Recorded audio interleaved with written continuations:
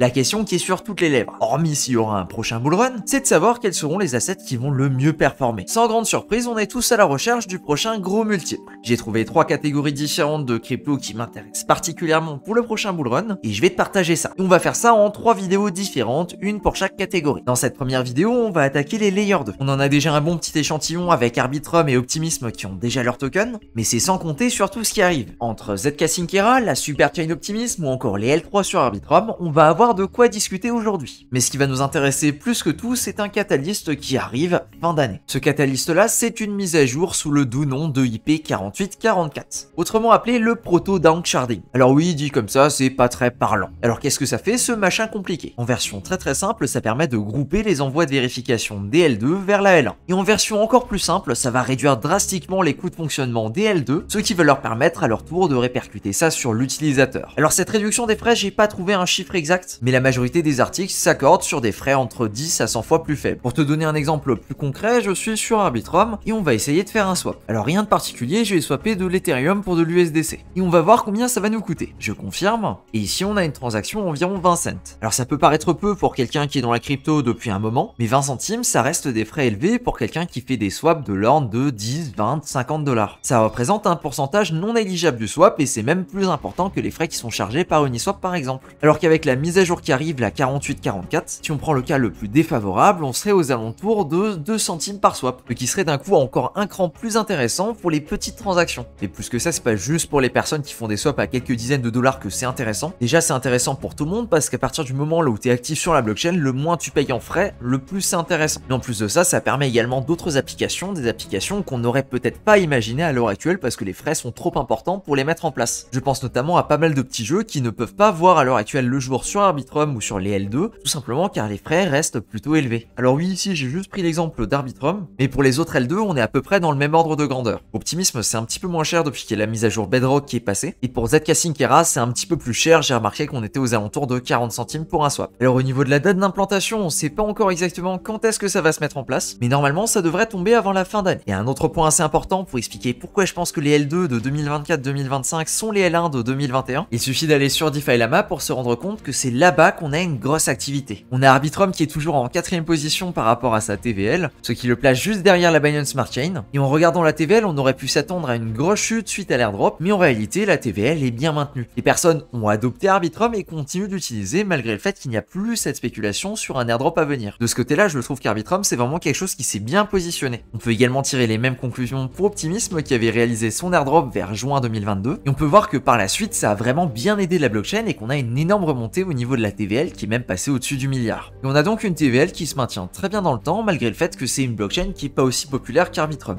Je pense également qu'elle est pas mal sous-cotée parce qu'il y a vraiment beaucoup de choses à faire sur cette blockchain. Optimism qui est donc en 7ème position d'un point de vue TVL. Et si on descend un petit peu plus bas, on va avoir ZK Syncera qui du coup est en 16ème position avec une TVL un petit peu plus faible aux alentours de 200 millions. Mais après, faut surtout pas oublier que ZK Syncera c'est une blockchain qui a 4 mois. Donc évidemment qu'elle a pas le même statut que les deux précédentes qui ont beaucoup plus de bouteilles. Et du coup, qu'est-ce qui se passe sur ZK Syncera? Eh bien, les plus gros projets n'ont pas trop bougé depuis un petit moment. On va avoir SyncSwap qui est le DEX majoritaire et qui n'a toujours pas de token. On a ensuite Mute qui est également un DEX et qui lui a son propre token. Et EasySwap qui est également un DEX. Juste en dessous, on va retrouver Eralend avec pas mal de croissance qui est un projet qui ressemble très fortement à AV. Et en 5ème position, on va voir Velocore qui est un DEX qui fonctionne avec des paramètres en VE33. C'est-à-dire un Solidity-like comme Vélodrome ou encore Tena par exemple. Et si on va chercher plus bas aux alentours du million de TVL, on va également se rendre compte qu'il y a pas mal de projets différents qui commencent à popper. Encore une fois, il faut garder en tête qu'on est sur une blockchain qui est vraiment plutôt jeune et qui a pas mal été boostée, notamment suite à la spéculation d'un airdrop sur cette blockchain. J'aurai d'ailleurs très bientôt l'occasion de refaire une vidéo sur celui-ci, et en bonus, à l'image de la feuille de triche qui est disponible pour Layer 0, il y en aura également une pour ZK Syncera. Mais tout ça, on en rediscutera en temps voulu. Et pendant qu'on parle des L2, je voulais également parler d'une petite blockchain qui est en train de faire sa transition pour passer au niveau d'une L2. Il s'agit de Celo. Alors si t'as farmé Layer 0 et que t'as utilisé Angle, tu es probablement passé par cette blockchain sans même t'en rendre compte, mais elle existe et l'expérience utilisateur dessus est vraiment très bonne. Il y a d'ailleurs une version d'Uniswap qui est disponible sur cette blockchain. Alors c'est une news qui est clairement passée sous les les radars parce que Celo c'est pas quelque chose de très connu, mais c'est une information plutôt sympa que j'avais envie de te partager. Et pour aller plus loin, si on veut chercher d'autres L2 qui sont plus méconnus, on a notamment Métis en 34e position et Polygon ZKEVM. Et oui, je tiens à préciser que Polygon classique, je le compte pas vraiment comme une L2 parce qu'il a un positionnement un petit peu bizarre. Métis qui est une blockchain plutôt petite et qui n'a pas encore eu l'occasion de rebondir, si elle l'aura un jour, et Polygon ZKEVM qui est l'édition Rollup Zero Knowledge de Polygon. Alors ça a lancé à peu près en même temps que ZK Syncera et ça a reçu beaucoup moins d'attention. Faut dire que les frais de transaction sont plutôt élevés et c'est pas rare de payer 1 dollar pour un swap, mais surtout qu'il y a vraiment rien à faire sur cette blockchain. Faut dire que l'application principale c'est QuickSwap et l'interface de QuickSwap ça ressemble à ça, avec une pub, deux pubs, un article, deux articles, trois pubs. Ouais, pour un échange décentralisé ça fait vraiment pas très sérieux. Sinon il y a juste l'interface d'Uniswap. Ouais, c'est simple possible, mais on a toutes les informations qui vont bien. Ce que je préfère largement à ça. Bon, maintenant si on dézoome un coup et qu'on regarde les tokens d'un angle un petit peu plus large, voilà ce que ça donne.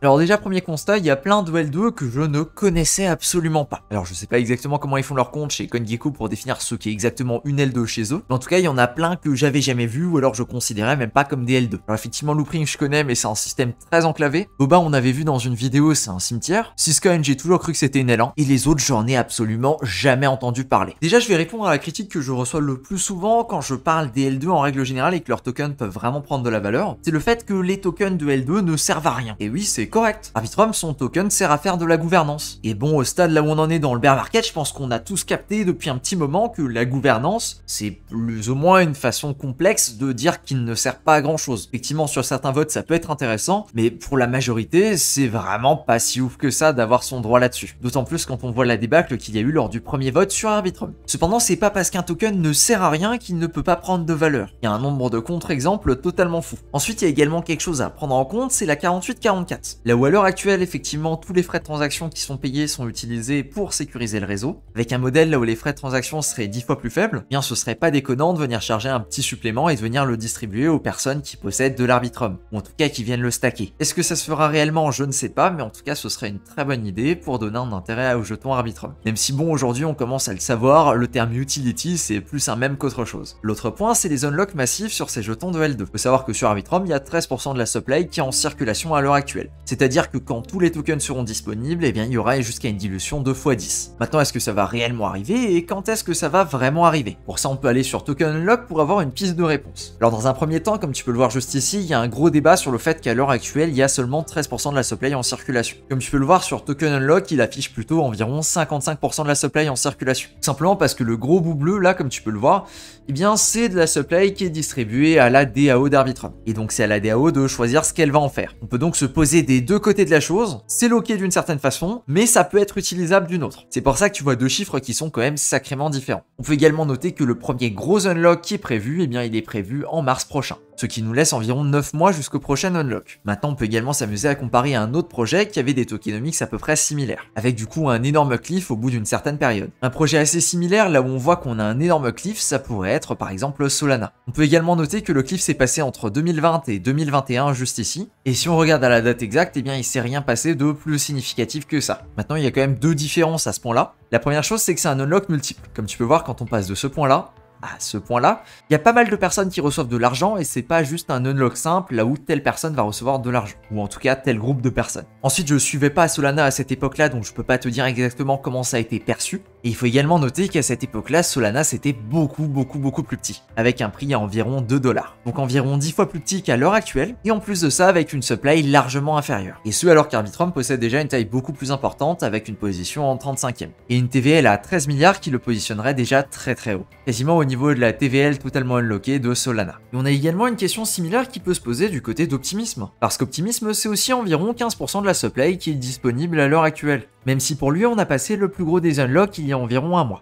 Cependant, si je devais donner une différence assez majeure entre Arbitrum et Optimism, ce serait à la façon dont il s'attaque au layer 3. Parce que oui, les 3 layers de majeur s'attaquent au layer 3. Optimism avec son système de superchain. Alors petite correction, Optimism ne permet pas de lancer des L3, en tout cas pas pour le moment à ma connaissance, mais permet plutôt à d'autres projets de se lancer facilement dans le modèle DL2 en mettant à disposition tout leur code. Arbitrum avec son projet Orbit, ou encore ZK Sync avec son système d'hyperchains. À l'heure actuelle, le modèle le plus développé, en tout cas d'un point de vue marketing et d'un point de vue utilisation, c'est les super chains d'optimisme. Ils ont quand même réussi à choper un partenaire de choix, ils ont réussi à avoir Coinbase. Avec du coup Base, la layer 2 de Coinbase. On notera également que Zora fait de même. Autant te dire que tous ces projets sont en train de faire leur maximum pour étendre leur influence. Et sachant que les L2 ont encore largement de quoi se mettre en avant, notamment au niveau des incentives ou encore des airdrops pour certaines, je me fais donc aucun doute qu'elles joueront un rôle majeur dans le futur. Et pour clarifier, à l'heure actuelle dans mon bag, je possède de l'Arbitrum et du Métis. Avec Arbitrum que je considère plutôt comme un choix raisonné, alors que Métis on est vraiment dans le côté spéculation, dégénéré, etc. Voilà pour cette vidéo sur les L2 et leur rôle dans le futur. Merci à toi de ton attention et sur ce je te dis à plus pour une prochaine.